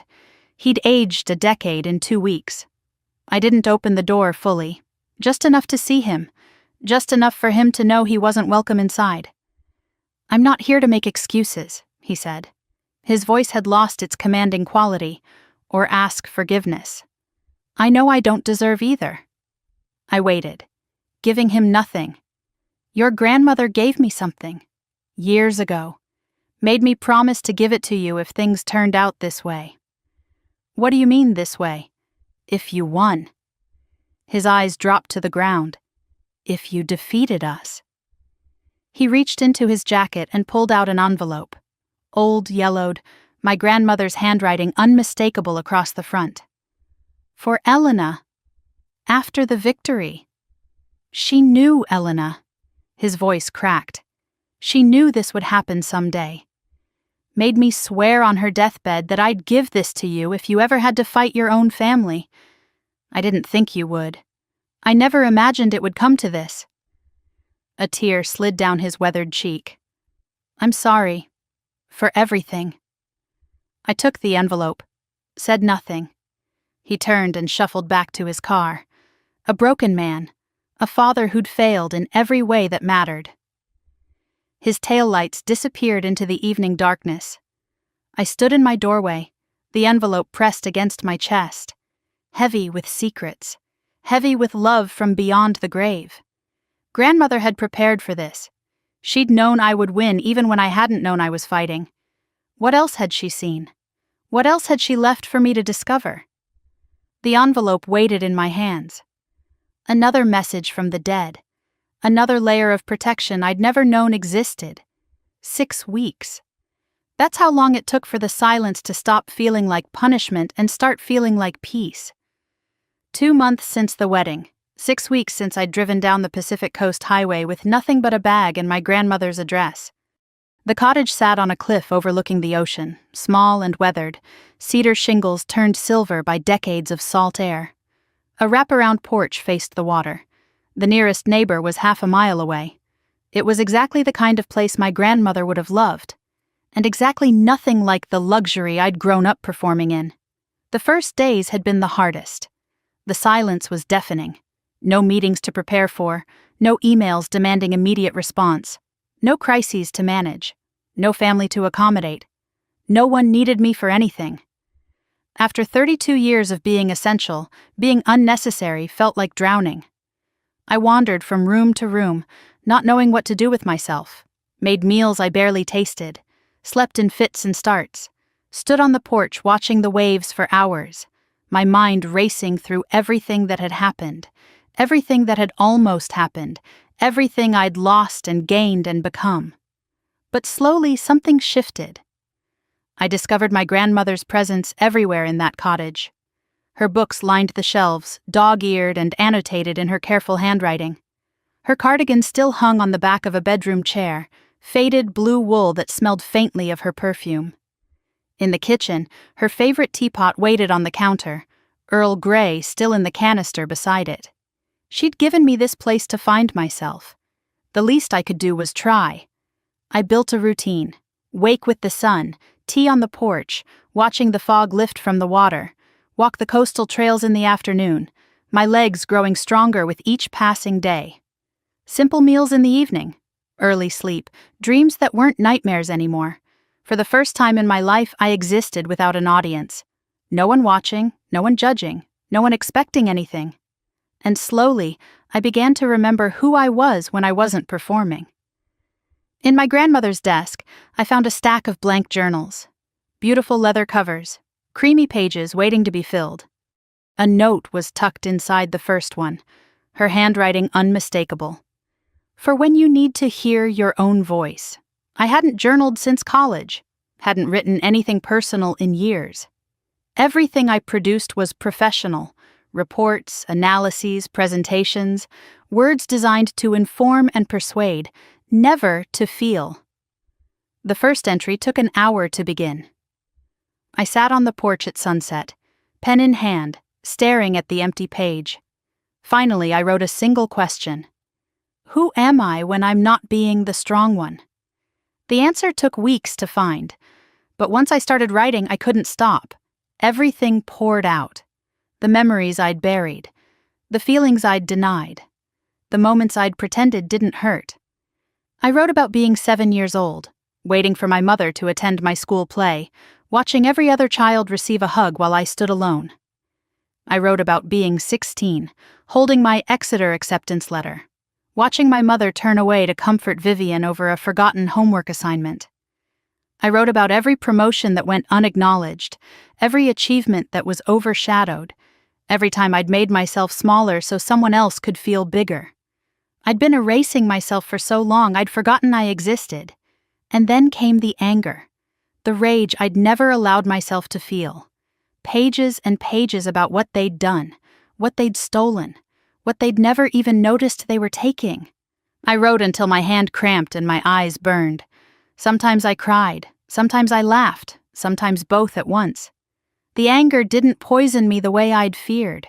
It clarified, it cleansed. It showed me exactly what I'd lost and what I was determined to reclaim. After 2 weeks, the entries started to change. Less about them, more about me. The question evolved from, why did they do this to me, to, what do I want my life to be?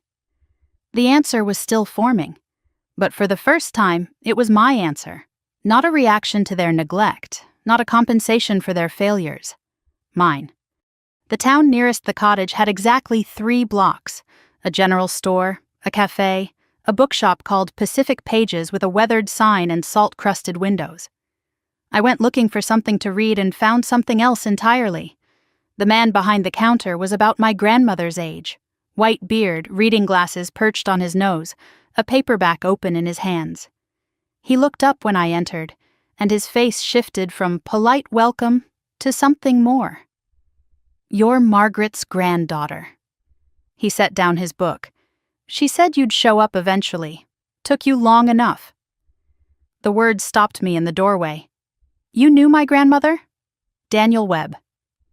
He extended a hand, his grip warm and firm. "Owned this shop for 40 years.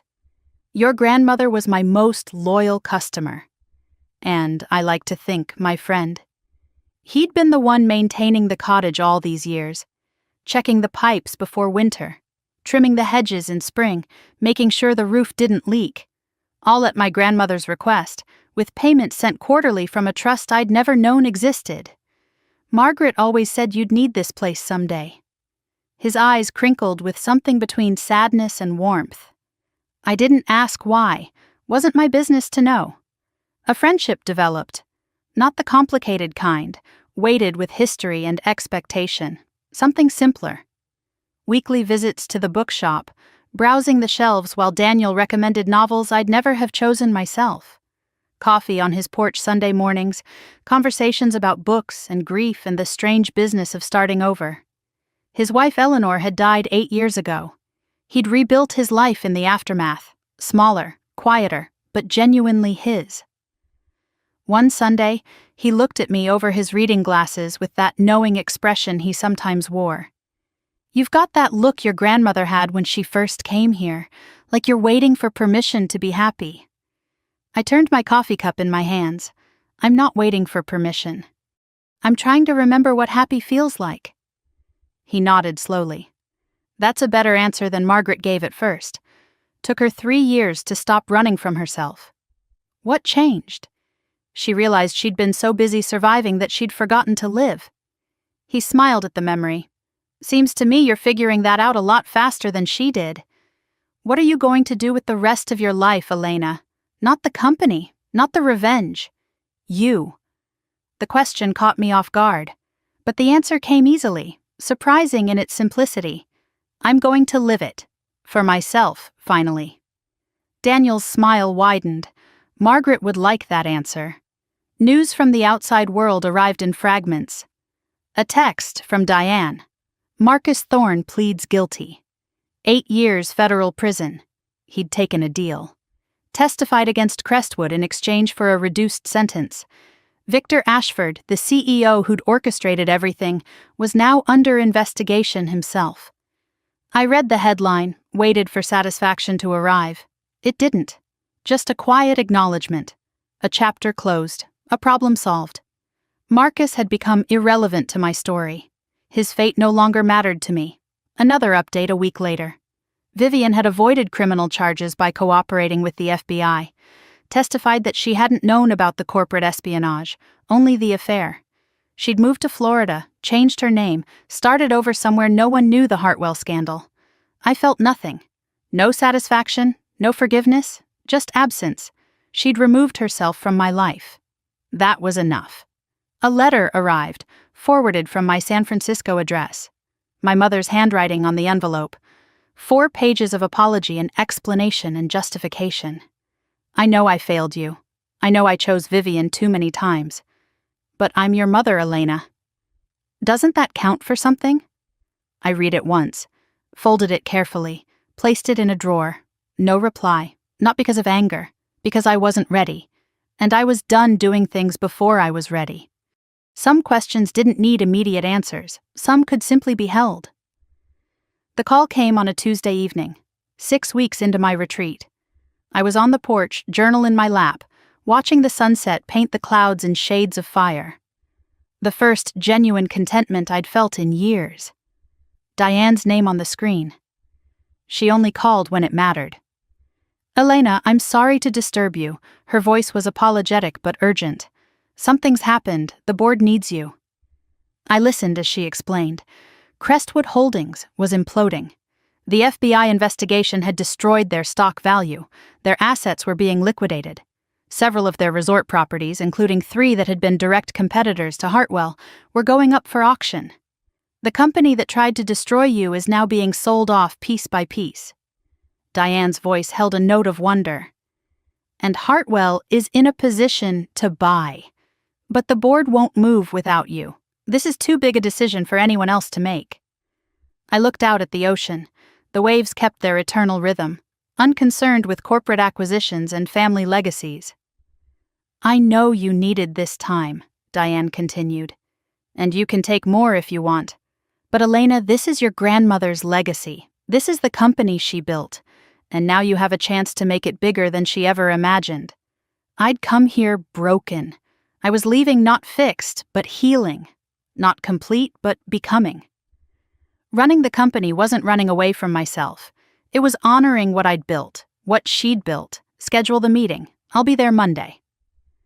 I packed my bag that evening. The journal went inside, filled with 6 weeks of excavation and discovery. The sapphire ring stayed on my finger. The cottage would wait for my return. Because now I knew something I hadn't known before. I could leave and come back. I could lead and still heal. I didn't have to choose. They'd tried to destroy Hartwell Hospitality by infiltrating it. Now I was going to build it on the ashes of their failure. Grandmother would have appreciated the irony. 6 months. In 6 months, I'd gone from almost losing everything to owning pieces of the company that tried to destroy me. My office at Hartwell Hospitality headquarters looked different now. Not the furniture, though I'd replaced my father's heavy mahogany desk with something lighter, more modern. What had changed was the energy. My grandmother's portrait hung on the wall behind me, watching over everything I did. Her books lined the shelves. The sapphire ring she'd left me caught the light every time I signed a document. The acquisition had closed 3 weeks ago. 3 premium resort properties that had once belonged to Crestwood Holdings now flew the Hartwell banner. Properties I'd studied for years as competition. Properties that had been funded in part by the corporate espionage Crestwood had conducted against companies like ours, $47 million, a fraction of their true value, desperation sales from a company hemorrhaging assets and credibility. I'd conducted the acquisition professionally, no gloating, no victory speeches, no press releases emphasizing the irony of buying our enemies' crown jewels for pennies on the dollar. The best revenge was success, not cruelty. Grandmother had taught me that. The board meeting had just concluded. 12 faces that had once been my father's allies, now firmly in my corner.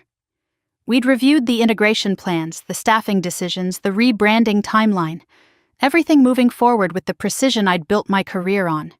Your grandmother would be proud. The words came from Helen Park, the board member who'd known Margaret longest. You've doubled the company's footprint in 6 months. She would be proud, I agreed, not of the size, of the way I'd built it, without becoming what I'd fought against. Diane knocked and entered without waiting, her expression carrying that particular weight that meant significant news. Victor Ashford was indicted this morning. She set a folder on my desk. 15 counts of securities fraud, corporate espionage, and RICO violations. I opened the folder, scanned the charges. The FBI had traced his pattern back 2 decades. 12 companies infiltrated and destroyed, hundreds of millions in stolen assets. Marcus had been just one of many operatives in a criminal enterprise that had finally been exposed. Did they find any connection to my mother? I asked. To their history? Diane shook her head.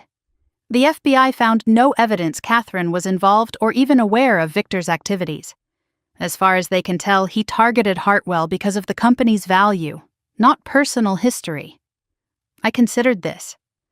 My mother's college sweetheart had tried to destroy her daughter's company. Coincidence seemed too convenient. But perhaps the truth was simpler than I'd imagined. Perhaps Victor had simply recognized an opportunity when Marcus reported back about the family he'd infiltrated. Some questions didn't have satisfying answers. Some mysteries would remain unsolved. Victor's personal assets are being seized, Diane continued. His art collection, his yacht, his homes in 3 countries. He'll likely die in prison. He's 73 and the minimum sentence for his charges is 20 years. I let this information settle. Not satisfaction, not pity, just acknowledgement. He'd built an empire on theft and deception. Now it was ash. Thank you for telling me. I closed the folder. What's next on the agenda? Diane's eyebrows rose slightly. That's it? No celebration? His destruction isn't my achievement. Building something better is. Let's focus on that. She smiled, understanding. The agenda continued. The email from my mother arrived that afternoon. Formal, careful, nothing like the manipulation I'd grown up with. A request to meet. In person, not at the family home, a neutral location. Coffee, if you're willing. No expectations, just a conversation. No guilt trips, no appeals to blood, no demands, just an ask. I read it 3 times looking for the hidden hook, the subtle pressure, the familiar pattern of making me feel obligated. I couldn't find it. The cafe in Pacific Heights was small and anonymous, the kind of place where nobody would recognize us. She was already seated when I arrived, her back to the window, a cup of tea cooling in front of her. She looked different, older than 6 months ago, thinner. The polish was still there, but something underneath had softened, or maybe broken. Thank you for coming. Her voice was quiet. I wasn't sure you would. I sat across from her. I wasn't sure I would either. Silence stretched between us, neither of us knowing how to bridge 3 decades of damage. I've been in therapy, she finally said, since the wedding, trying to understand how I became someone who could do what I did. I waited, giving her nothing, making her find her own words. I told myself I was protecting Vivian, her hands wrapped around her teacup like a lifeline, that you were strong enough to handle anything, that you didn't need me the way she did. The familiar justification. The story she'd told herself for 30 years. But that was a lie, she continued, her voice cracking. You needed me. You were just too proud to show it, and I was too comfortable to look. I let her words hang in the air, neither agreeing nor disagreeing. I'm not asking for forgiveness. Her eyes finally met mine. I know I haven't earned it. I'm asking for a chance. To show you I can be different. To build something, even if it's small. Even if it takes years. I studied her face, looking for performance, for manipulation. For the mother I'd known my entire life. What I saw was different. Uncertainty, vulnerability, genuine fear that I would say no. I don't know if I can give you that, I said honestly, but I can give you this. I'm willing to try, slowly, with boundaries. Tears spilled down her cheeks. Quiet ones. Not the theatrical crying she'd deployed throughout my childhood. That's more than I deserve. It's not about deserving. I kept my voice even. It's about me being ready. I'm not doing this for you, Mom. I'm doing it for me. To see if I can hold on to myself while letting someone back in. We finished our coffee. Agreed to meet again next month. No hug at the end, no promises of reconciliation. Just two women walking out of a cafe, agreeing to try something neither of us knew how to do. A beginning, not an ending. The gala invitation had gone out weeks ago. Hartwell Hospitality's annual celebration, normally held at our San Francisco property. This year, I'd insisted on Monterey. The same resort, the same garden, the same spot where I'd been slapped and humiliated exactly 1 year ago. My team had suggested a different venue. Too many bad memories, they'd said. Too much potential for uncomfortable questions. But I'd been firm. That garden wouldn't own me.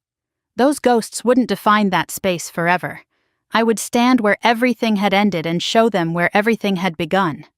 The evening before the gala, I walked through the garden alone. The chairs hadn't been set up yet. The altar was gone, replaced by an empty platform where a stage would stand tomorrow. The string quartet was silent, the flowers not yet arranged, but the ocean still whispered behind the cliffs. The salt air still carried the scent of wild sage.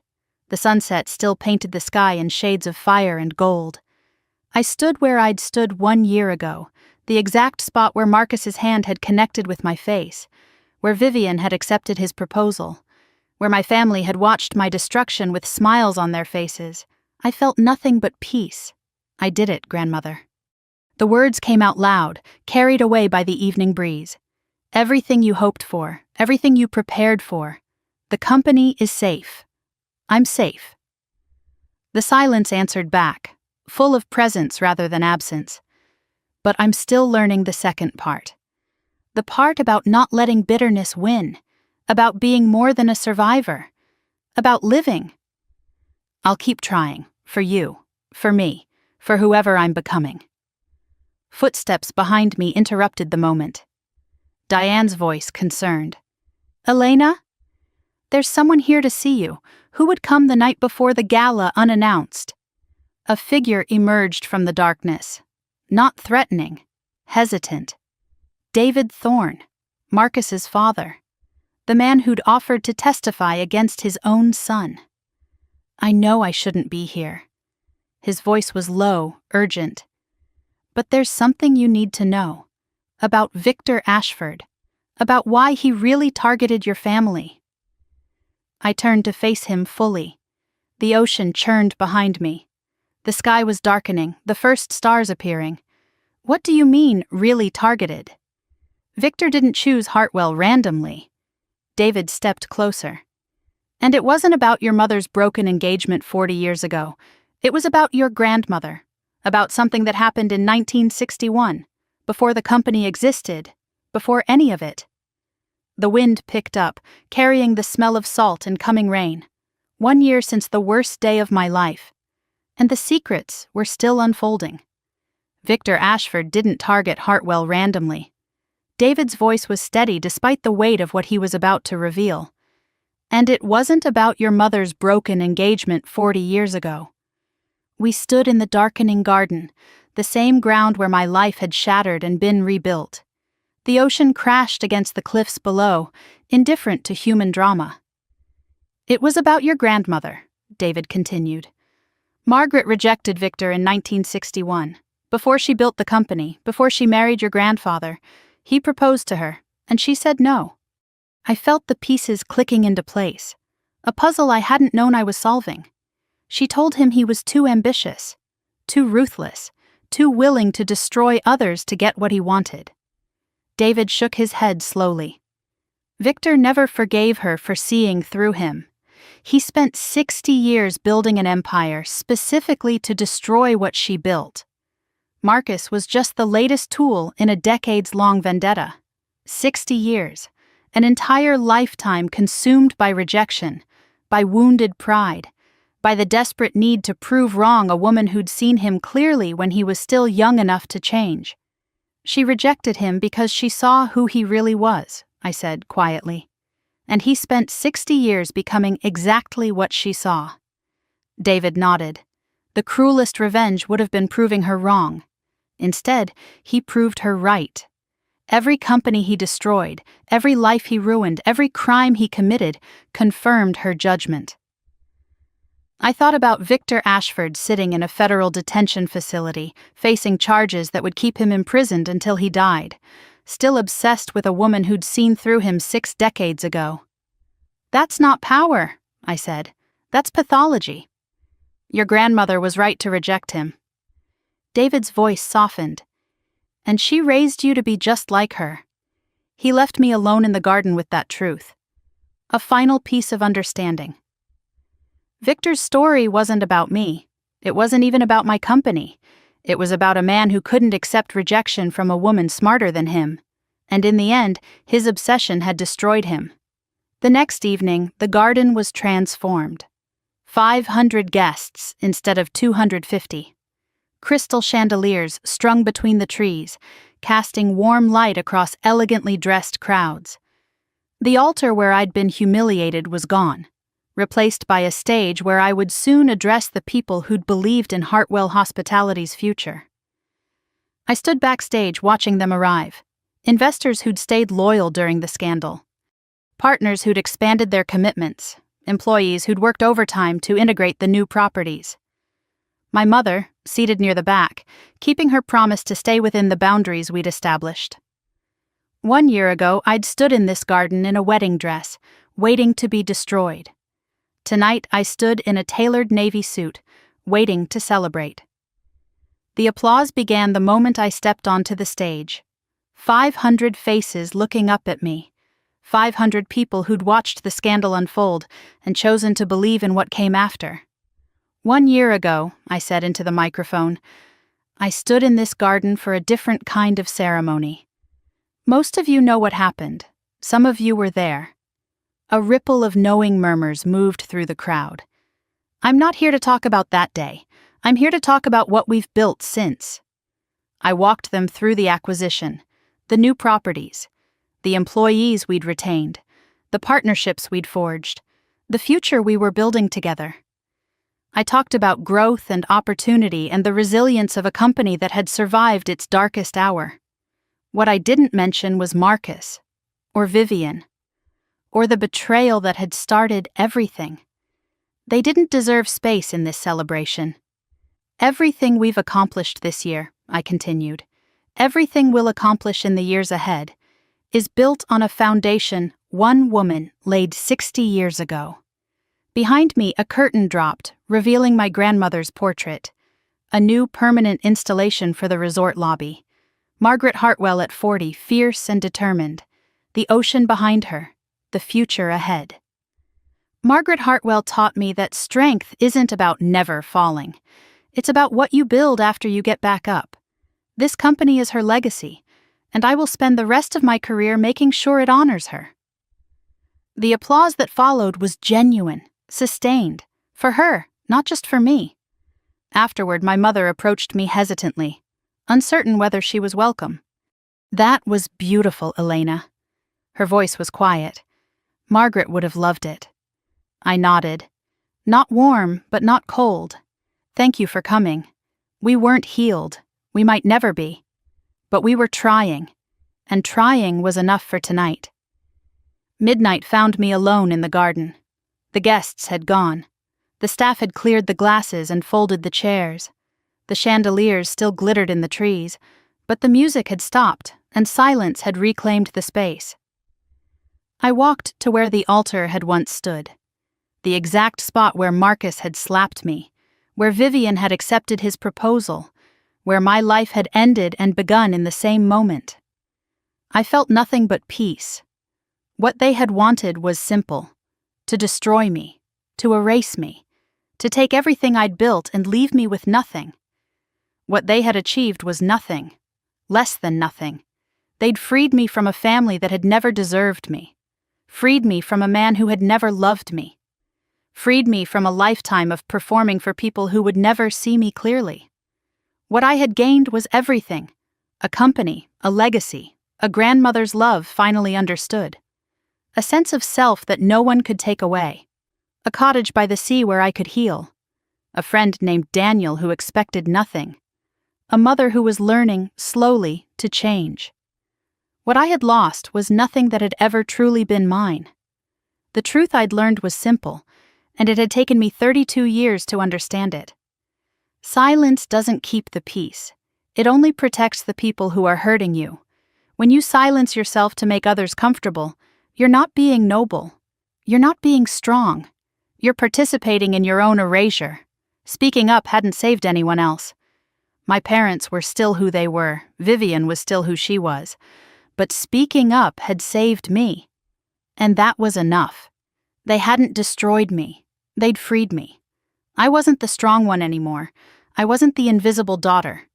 I wasn't the designated shock absorber for everyone else's dysfunction. I was just Elena. Finally, completely, unapologetically myself. They'd wanted a wedding they'd never forget. They'd gotten a woman they'd never break. If you're listening to my story right now, I want you to know something. I'm not special. I'm not uniquely strong or particularly brave.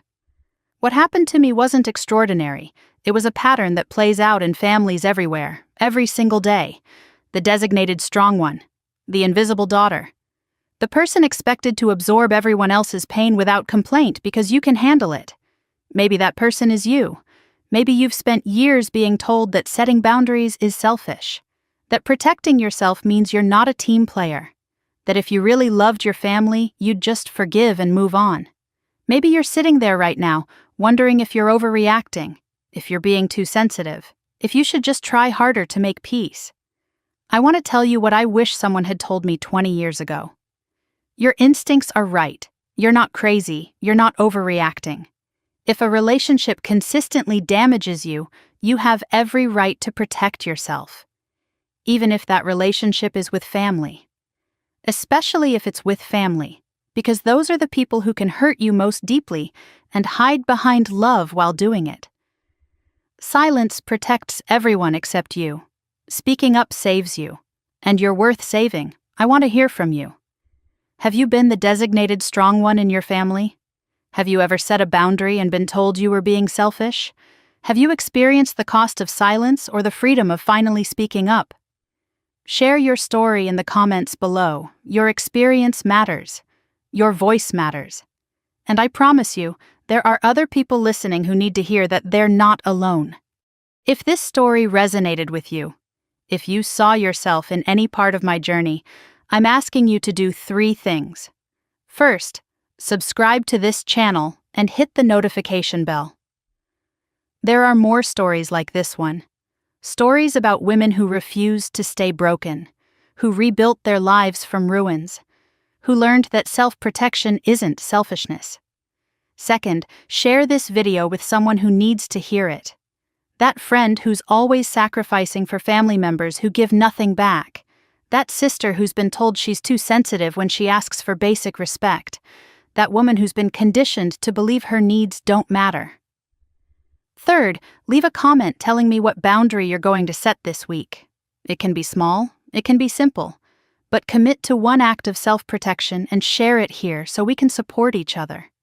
You deserve relationships that honor you, not diminish you. You deserve a life where your voice matters. You deserve to be more than the strong one who exists to absorb everyone else's pain. Thank you for listening to my story. Thank you for being here, and remember, silence protects everyone except you. But speaking up, that saves you. And you're worth saving. I'll see you in the next video. This story is fictionalized for dramatic effect.